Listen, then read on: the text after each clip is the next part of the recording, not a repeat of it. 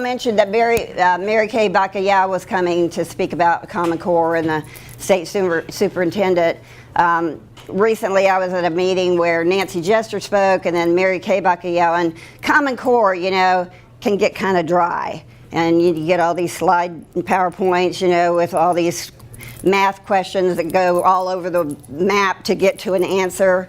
And so when I got up there, I just said, for a little comic relief, I'll tell you, when I was helping my son, my 10-year-old son, with his math homework one time, he just couldn't figure it out, and finally he looked up at me and he said, "Mom, according to my calculations, this problem doesn't exist." So I said, that's a good one. That's a good one. I was mic'd up and I go, I feel like a pastor, and I remembered a pastor saying one time, getting up and said, "I have so much to say, I don't even know where to begin." And someone called out, "How about somewhere near the end?" So anyway, just a question. How many John Boehner fans do we have here? Raise your hand. Okay. All right. Well, in 2012, the end of 2012, when they were getting together to vote for Speaker of the House for the new Congress, 2013 to 2014, about 20-some conservative Republican congressmen, Paul was the only one in this race who was involved, but they signed a commitment to each other that they would not vote for John Boehner for Speaker. And the leadership got wind of it. They came down hard on these people, and little by little they peeled off, and it ended up 12 Republican congressmen actually voted against John Boehner, and Paul was one of those 12 congressmen, the only one in this race who voted against John Boehner. And he didn't vote against him because he's not a nice guy. He's got a great tan, got a great golf game, but he was a weak leader. Paul saw him becoming progressively more progressive, if that's redundant, criticizing Tea Party and conservative groups, pushing for amnesty, caving in on the debt ceiling, and now recently this, I don't know if you're aware of this meeting in Amelia Island at the Ritz-Carlton where they were colluding, you're nodding your head, colluding with, well, this is from John Boehner's opponent, so you got to take it for what it's worth, but it says, "Facing re-election pressure at home, John Boehner cancels trip to George Soros' back secret meeting to plot against conservatives." And Eric Erickson also spoke about it on Red State, that they had this meeting. The mission of the meeting was to protect incumbents and to defeat Tea Party type conservative challengers. That was their mission. And apparently the pressure was too much, and John Boehner backed out, and I think Eric Holder backed out as well. But the fact that Paul Broun was willing to stand up and take a stand and vote against John Boehner shows a couple things to me.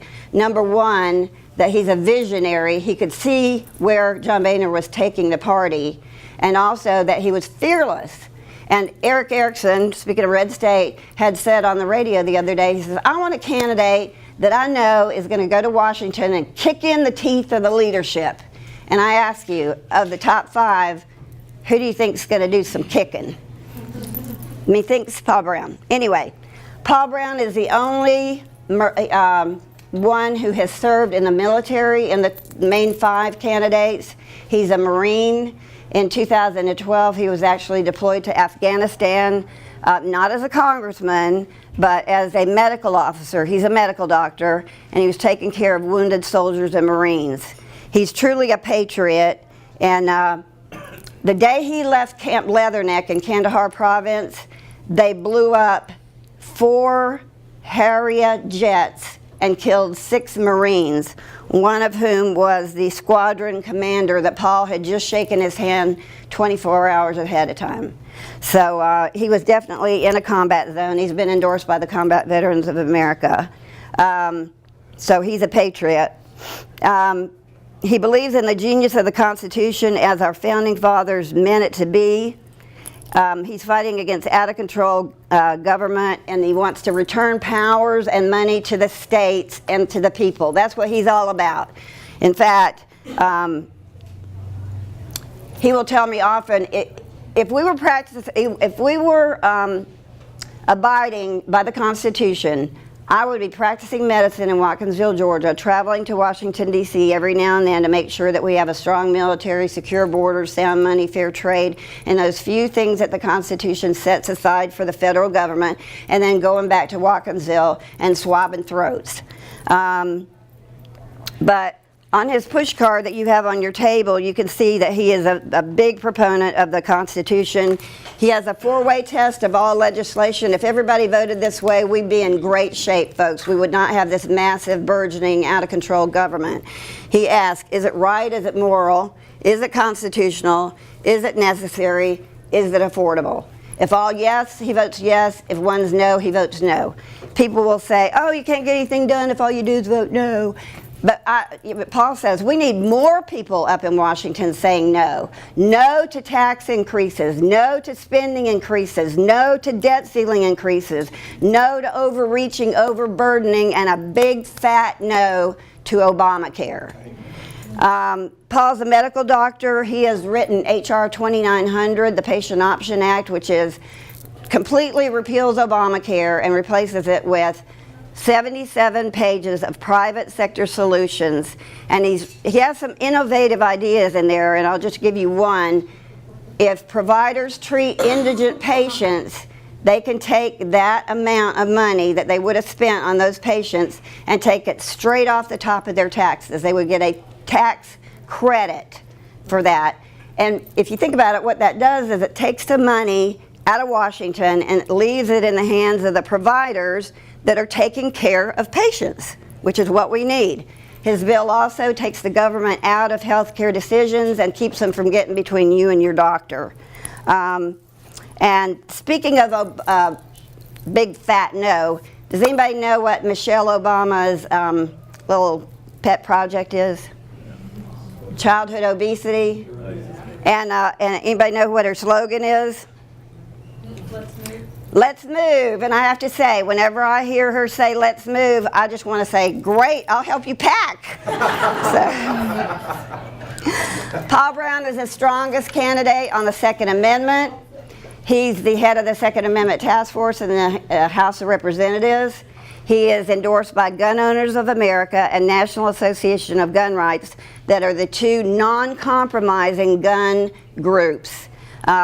He has an A rating with the NRA, and the only reason he doesn't have an A+ is because he didn't go along with an NRA bill that limited state reciprocity for carry laws. So actually an A is better than an A+. In my estimation, there are three categories of candidates in this race. There's one who says they're conservative, that don't have a record for you to look at to back it up. There's another that say they're conservative and the record doesn't consistently back that up. And then there's Paul Broun, whose conservative record backs him up, not some of the time, not most of the time, but all of the time.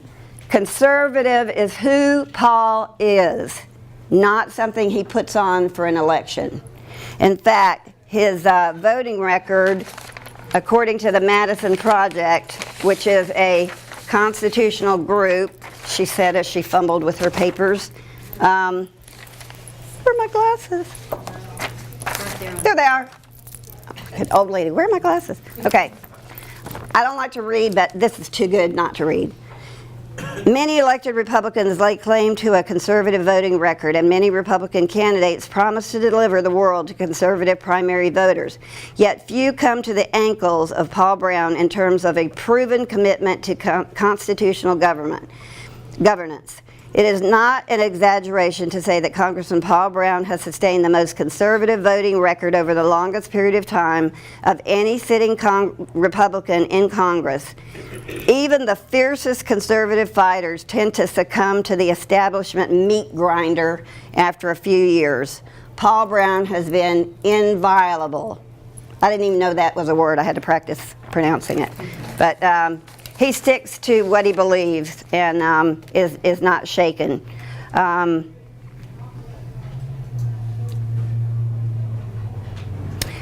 The others, and I don't want to go against any candidates, but you know I will anyway. No, but very gently.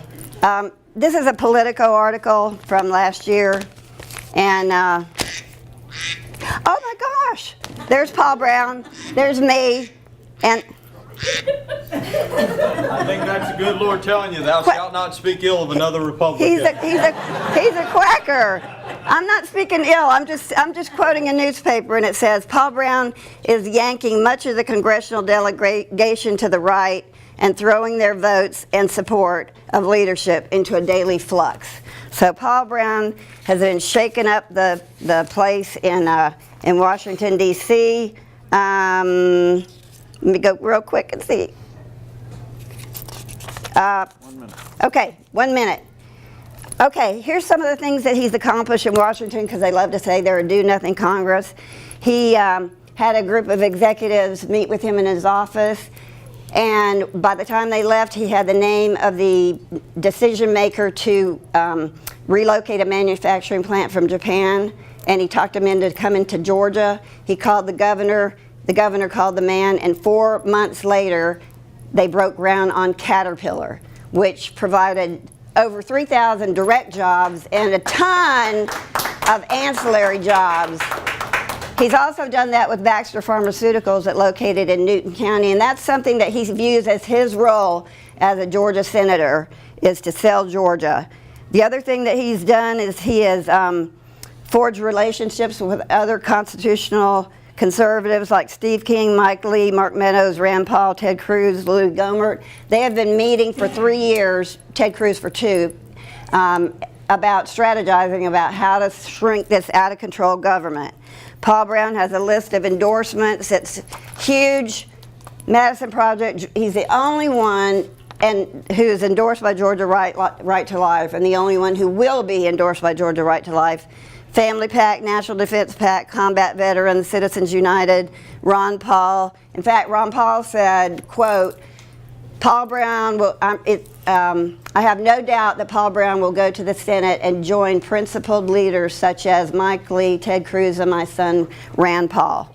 So I guess I'll just end with that, and I'll say that you can learn more about Paul Broun at paulbroun.com. B-R-O-U-N. If he were here, he'd say, my family either can't spell or can't pronounce. And when I first met him, I said, why don't you just spell your first name P-A-W-L and blow everybody's mind, you know? But I tell everybody, if you don't remember anything else, just remember to vote alphabetically. And lastly, I just have one little thing. April 15th, of course, the day of ignominy, or however you pronounce it, well, you know. I have a gift. Who has a birthday near April 15th? Or on? 22nd. Okay. Are you with another campaign? No. Okay. I'm actually, probably you might say I'm with that. I'm just a You're what? I contribute financially. To? Paul Broun. Oh, come on up. All right. I have a lovely, very expensive container for you. Come on up.